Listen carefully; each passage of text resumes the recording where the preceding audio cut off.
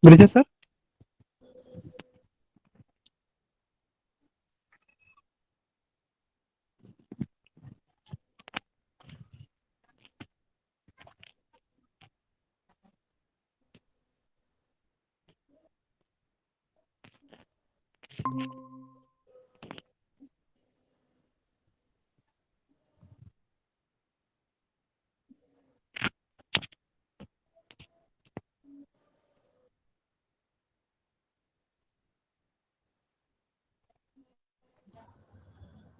You can start now.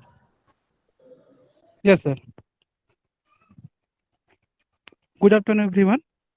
So today's webinar topic is an introduction to Scrum Jet Engine, and our today's expert is Dr. Gautam Chaubey, sir. So welcome, sir. Yes. Once again. And now I would like to introduce today's expert. Dr. Gautam Chaubey is presently working as a assistant professor in the Department of Mechanical and Aerospace Engineering at Institute of Infrastructure Technology, Research and Management, Ahmedabad. He holds PhD in the field of supersonic combustion and MTech in thermal engineering from National Institute of Technology, Silchar, Assam. Till now, he has published several research papers in reputed SCI journals and presented several technical papers in the international conferences. His research interest includes scramjet combustion, supersonic combustion, turbulence modeling in the high-speed flow, shock boundary layers, interaction, biofuels. He has more than 5 years experience in teaching and research. Now, welcome, Dr. Chaubey, sir. Good afternoon, everyone. Thank you so much, Dr. Pradeep Karsh, for introducing me so nicely. I would like to thank you once again, and also the Department of Mechanical Engineering, Parul Institute of Engineering and Technology, for providing me an opportunity to discuss about the scramjet engine. So, I would like to discuss a brief about the scramjet engines and the recent researches on that topic. So without delaying further, I would like to start my presentation.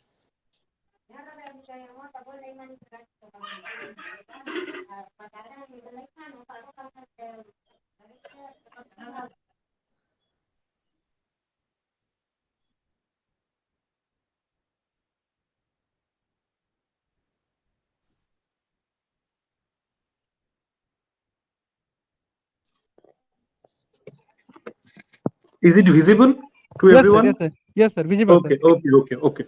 okay. So this is the name of my topic, that is an introduction to scramjet engine. So these are the outline of my presentation, that is introduction. Next is what is scramjet engine. Then we will discuss about a brief history of scramjet engine, its evolvement. Then technical challenges faced by the scramjet engine. Then we'll discuss about fuels injectors for scramjet engine. Then use of hydrogen fuel. And next we will discuss the recent advances in scramjet engine research, which is followed by references. So before starting about the scramjet combustion or supersonic combustion ramjet, two important things is very much associated with the supersonic combustion. One is Mach number and another is shock waves. So I think already we knew what is Mach number actually. So Mach number is a term used to signify the speed of an object with respect to speed of a sound. In simple words, we can define it as the ratio of the speed of an object to that of the speed of a sound. It is denoted by a symbol m or ma. Okay, so this Mach number term, it is introduced in the late 19th century. Okay, to study the characteristics of compressible flow in details. Okay, so this Mach number, it is also used for characterizing the flow in terms of compressible or incompressible. That means whether a flow is compressible flow or incompressible flow, we can determine with the help of Mach number. So depending upon the values of Mach number, the flow regimes can be divided into several sections. So if the Mach number value is less than equal to 1, then the flow is termed as subsonic flow. When the Mach number is equal to 1, then we call it a sonic flow. And when the Mach number exceeds the value 1, then we will term it as a supersonic flow. So since we are discussing about the scramjet combustion, so mostly we are dealing with the Mach number 1. Okay, that means supersonic flow. Another important thing which is associated with the supersonic combustion is shock wave. So what is actually a shock wave? A shock wave is generally, we can say like it is a type of propagating disturbance. Okay, now when a wave moves faster than the speed of the sound in a fluid, then it is called as a shock wave. So like any other ordinary wave, a shock wave also carries energy and can propagate through a medium.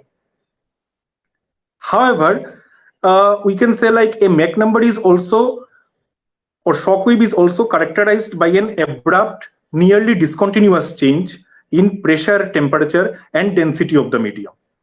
Okay, and shock wave is also only occur in case of compressible flow, and it is also determined by the Mach number.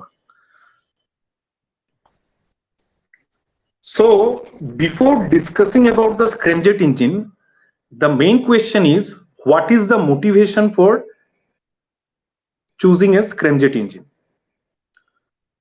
So basically the desire for supersonic or hypersonic flight has motivated engineers for decades. Why? In order to satisfy the demands for high-speed transportation and economical access to space. Now, in order to meet these needs and ambitions, significant improvements are necessary in propulsion technology. That we knew. But at present, the gas turbine engines, which are commonly used in subsonic and low supersonic aircrafts, these are not at all practical. Why they are not practical? They are not practical at high Mach number. That means when the Mach number exceeds the value 2, then these gas turbine engines are not practical, actually due to the high pressure and temperature. That's why currently the rocket engines are the primary choice of propulsion system for the supersonic as well as hypersonic flight. But it also suffers from poor efficiency and the low level safety. Here by the term poor efficiency, I am trying to say that a rocket engine has a low specific impulse. We know what is specific impulse. Specific impulse means the ratio of the impulsive force per kg of the propellant. So in case of rocket engine, it possesses a low specific impulse. Okay, so it is one of the disadvantage of rocket engine. Additionally, if we see a rocket engine, so a rocket engine generally carry two types of tank. One is fuel tank and another is oxidizer tank. Now the fuel tank mainly consists of different types of fuels like kerosene, it may be alcohol or hydrogen and its derivatives. Similarly, the oxidizer tank may only consist of like either nitric acid or liquid oxygen or nitrogen peroxide. That means a rocket combines a liquid fuel with liquid oxygen to create a thrust. So if we take away the need for that liquid oxygen from the spacecrafts, then what happens? Then in that case, the spacecrafts can be smaller or it can carry more payloads. Here by the term payloads, I am trying to say such as communication satellites. Okay. So hence the use of air breathing propulsion system comes into picture, because an air breathing engine sucks air automatically into the front and then pushes it into the back section. Hence it considerably reduces the cost of the engine. So this is the primary motivation behind a different type of propulsion system called scramjet or supersonic combustion ramjet engine. Next important thing is, what is scramjet engine and how it is different from the ramjet. So the name scramjet is an acronym of supersonic combustion ramjet. Okay, now a scramjet engine is a type of jet engine which is intended to operate at high velocity flow regimes. Generally, it is associated with the rockets. Now, the scramjet engine design is an extension of ramjet engine. but there is a basic difference between the scramjet and the ramjet in the flow states inside the engine, we can say. Okay, both ramjet and scramjet, they are designed to be used for supersonic flight. However, the basic difference is that a scramjet allows the flow through the engine to remain supersonic. Okay, but in case of ramjet, the flow is slowed down or deaccelerated to subsonic level before it enters into the combustion. That means in case of scramjet, the flow is entirely supersonic throughout the combustion. But in case of ramjet, though initially the flow is supersonic, but as soon as it enters into the combustion, it is deaccelerated to the subsonic level. Okay, again it is exceeds the supersonic field. So if we see this diagram, this is a simple scramjet engine design. Okay, so the scramjet engine actually occupies the lower surface of a vehicle body. Okay, now the scramjet propulsion system mainly consists of 4 major components and the 2 vehicle components. 4 major components are generally converging inlet, okay, isolator section, combustor section, and the diverging nozzle. And the 2 vehicle components are, one is forebody compression and another is aft body expansion. Now you will discuss what are the function of the different components.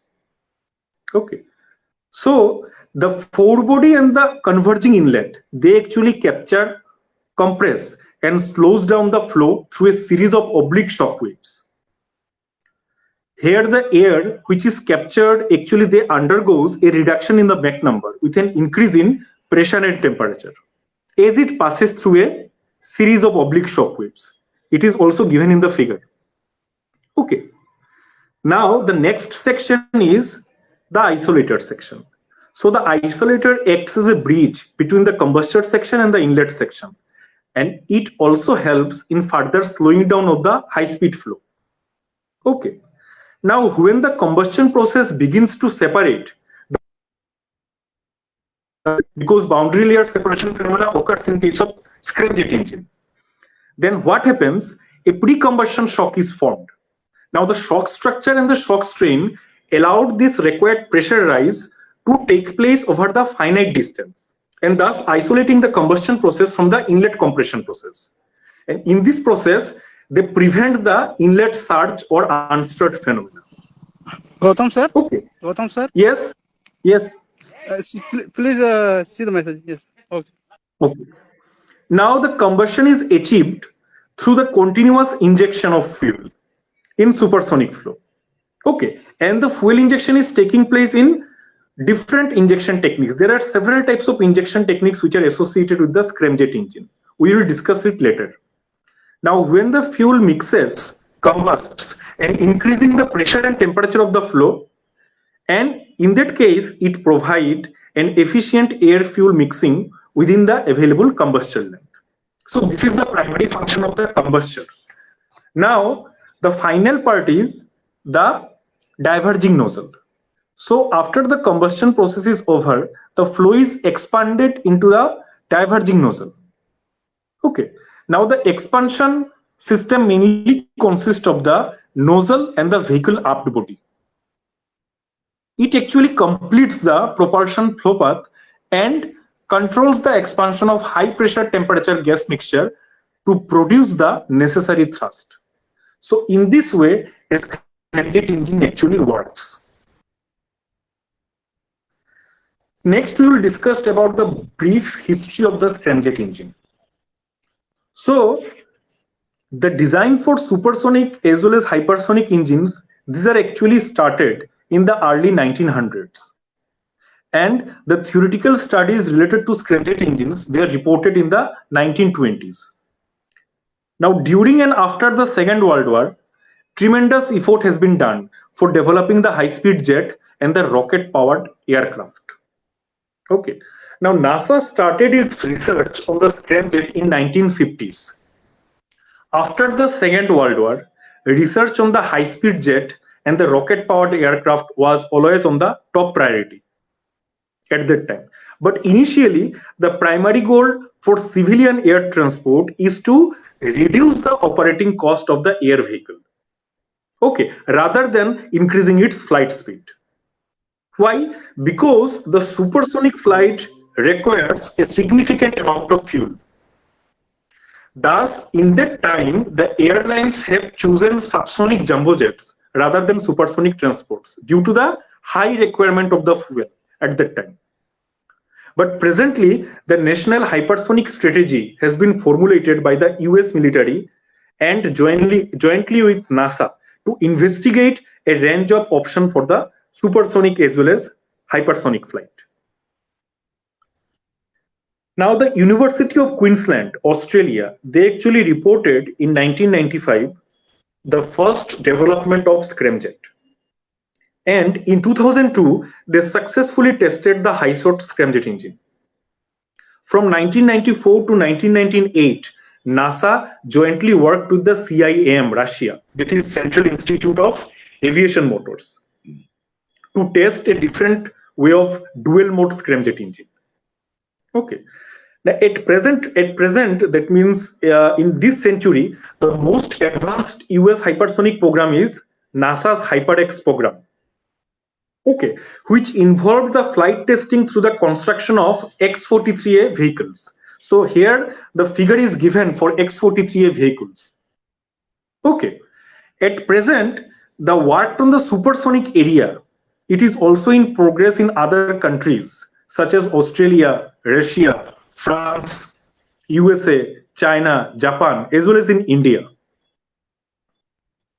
In India, ISRO had designed and ground tested a scramjet in 2005. And they reported to have achieved a Mach number 6 for about 7 seconds. Now, India again successfully tested its own scramjet, okay, on board on advanced technology vehicle rocket. So the diagram is given on the left side uppermost corner. So ATV is an advanced technology vehicle rocket. Okay, so 2 scramjet engines were tested during the flight from the Sriharikota. So what is actually this ATV? ATV is actually a 2-stage spin stabilized launcher with identical solid motors. Structure is based on Rohini RH560. Okay, and it mainly consists of 2 stages. First stage as well as second stage, that is booster and sustainer. So the twin scramjet engine, they are mounted on the back of the second stage. Okay, here it is marked, the twin scramjet engine. So once the second stage reached the desired condition for the engine startup, so what happens? Necessary actions are initiated to ignite the scramjet engine. Okay, and they functioned for about 5 seconds as programmed. Now, at present, BrahMos Aerospace is also working to develop a scramjet engine that can fly at Mach number 5. DRDO is also working on a program called HST-DV. Its name is Hypersonic Technology Demonstrator Vehicle. Okay, in order to demonstrate the vehicle that can fly at 6.5, and this is the model of HST-DV by DRDO. So these are the actually the brief history of scramjet engine, evolvement of scramjet engine. Now we will discuss about the several challenges associated with the designing of scramjet combustor or the supersonic combustor. So first one is the mixing, ignition, and the flame holding. So designing scramjet combustor is one of the most challenging tasks, we can say, because here the speed of the air is so high. Okay, that means due to the very short resident time of air, we can say in supersonic combustor, it is very hard to achieve the efficient fuel-air mixing. Now, the complex phenomena of supersonic combustion, it also involves different flow features like turbulent mixing, shock interaction, heat release, all these things. So such things actually promote the sufficient mixing of the fuel and air to obtain the desired chemical reaction. So due to these characteristics, heat release can occur within the combustion length. The combustion process in scramjet engine is also influenced by different parameters such as pressure, temperature, equivalence ratio, chemical kinetics, mixing efficiency, flow velocity, as well as ignition delay time. The biggest problem associated with the combustion is the mixing, because if the fuel is not properly injected and mixed with the airstream, it will not ignite, whatever may be the condition of pressure, temperature, or equivalence ratio. Okay. Now, the pressure and velocity of the airstream is so high that the fuel injected into the stream has a tendency to be pushed against the wall and remains ineffective. Okay, so it is a major problem. So in addition to this problem of mixing, ignition at these high velocities is extremely difficult because the flow is supersonic. So due to the very small resident time, the ignition at these high velocities is also a difficult thing. Okay, so there are several types of measures which are actually taken to overcome all these disadvantages. Okay, next is ground test facilities for testing. To carry out the experiments related to scramjet, experimental facility is very much needed. Some of the important devices which is actually used in scramjet is shock tunnels, arc heater, ceramic storage heater, combustion burners, all these things. Additionally, for the higher Mach number range, it is impossible to conduct experiments. Why? Due to unavailability of the ground test facilities. At the same time, achievement of the high pressure and temperature also involve major challenges. So these are the some problems which we have to face while performing the scramjet related experiments. Okay. Next is numerical analysis of the scramjet. So only ground test and the experimental methods cannot give us the sufficient accuracy for designing the supersonic combustion, because Reynolds number, boundary layer transition, all these things are also associated in the supersonic flow. Okay, so only with the experiment we cannot find out all these values. That's why this type of problem can only be solved with the help of numerical modeling. So what is the concepts of numerical modeling? In numerical modeling, initially the results of the experiments are reproduced by performing the numerical simulation. This is called as validation. Okay, using the same boundary condition which are used in the experiments. Now, one of the significant benefits of numerical modeling is that when it stands validated once, then it can be used to perform various type of numerical experiments on new ideas with respect to increased mixing. Okay, with much lesser cost as compared to the experiments. So these are the advantage of numerical modeling also. But some disadvantages is also there, because the accurate numerical modeling is also needs high configurational computational facility. Okay, and at the same time, errors are associated with the numerical modeling, because it is not, we are not getting exact results using numerical simulation. Some errors should be present. That means is present in case of numerical modeling. So these are some challenges that are associated with the scramjet engine. So next important thing is the fuel injectors for scramjet engine. At present scenario, the fuel injection techniques into scramjet, it's a hot topic. Okay, and it is severely performed by the different researchers across the globe. Now the fuel that is used by the scramjet combustion is either a liquid or a gas. Okay, now the fuel and air need to be mixed in an appropriate amount for the efficient combustion to take place. The main problem of the scramjet fuel injection is that, as we already discussed, the airflow is so fast that fuel find minimum time, essentially milliseconds, to properly mix with the air and ignite to burn the available fuel. Okay, that's why different types of fuel injection techniques are mainly used in case of scramjet combustion, so that they inject the fuel into the core of the airstream. So here we will discuss three principal type of injection techniques. So first of all is the wall injection techniques.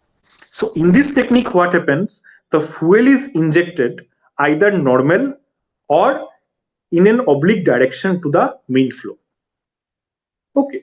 Now the wall injection can be made from a slot wall or from a hole in the wall. These wall jets are very easy to design, but they also result in complex flow patterns, because when the fuel is injected from this slot wall, complex flow pattern is formed, like your Mach Dix, jet shocks, bow shock wave, upstream recirculation region. These are actually observed when the fuel is injected from the normal direction to the airflow. Okay. However, one of the major disadvantages of this injection technique is that the penetration of the fuel, because during experimental work on this normal injection or wall injection techniques, it has been found that the penetration capacity in this injection technique into the high speed airstream is not so beneficial or not so efficient. In this diagram, the fuel injection is taking place from a single slot. So if the fuel injection is taking place from the multi-plots, then it is known as multi-port wall injection techniques. Okay, so the number of holes or number of ports, these are also playing a significant role in determining the combustion phenomena in scramjet combustion. Next is wall injection with cavity, or you can say that cavity based injection. So wall mounted cavities, they actually generate a small acoustic oscillations in the flow. So due to this oscillation into the flow, mixing between the fuel and air, it increases. It has been found experimentally. Okay, so a cavity on an aerodynamic surface can affect the flow surrounding it. Now the flow inside the cavity is characterized by the generation of the recirculation region. The cavity also provide a continuous ignition point. Okay, or it can also act as a flame holder. Okay, with a little pressure drop, and hence it sustain combustion. Now I am just using a term flame holder. So what is actually flame holder or flame holding? So flame holder is actually a way which produces a flow recirculation zone. So if a flow recirculation zone is produced, then what happens? It increasing the fuel residence time. Okay, so that the mixing between the air and fuel is gradually increasing. Okay, after generating an intense combustion region. So this is the primary function of the flame holder. Next is struct injection technique. So struct injectors is what actually they are located at the channel axis. That means in case of struct injector, the injection of fuel is taking place parallel to that of the airstream. Okay, and they can inject the fuel into the core of the airstream. So generally, in case of struct injector, a shock wave is always generated. If you see in the diagram, it is also given at the leading edge of the struct. Okay, and a large scale structure such as recirculation zone is also created behind the base of the struct. Moreover, additional momentum is also added by the parallel fuel injection, and it increasing the engine thrust. Okay, so since the struct is connected to the top and bottom section of the combustor, that means it across the whole combustion section, hence fuel injection taking place at several locations. And this allows the fuel to be added throughout the flow field. Now, every system has certain pros and cons. So here we will discuss about some advantages and disadvantages of the scramjet engine. So first advantages is that it doesn't have to carry oxygen. It automatically sucks oxygen from the atmosphere, okay, air. So it is one of the major advantages. Second is it has no rotating parts. So it is very easy to manufacture as compared to turbojet engine. Because in case of turbojet engine, we know that compressor is there, combustor section is there, then turbine is also there. But in case of scramjet engine, there are no rotating parts. So it is very easy to manufacture. Theoretically, I am saying, like as compared to turbojet engine. Now, a scramjet engine has a higher specific impulse. As we already discussed, what is specific impulse? Change in momentum per kg of propellant. So this specific impulse is much higher as compared to the rocket engine in case of scramjet.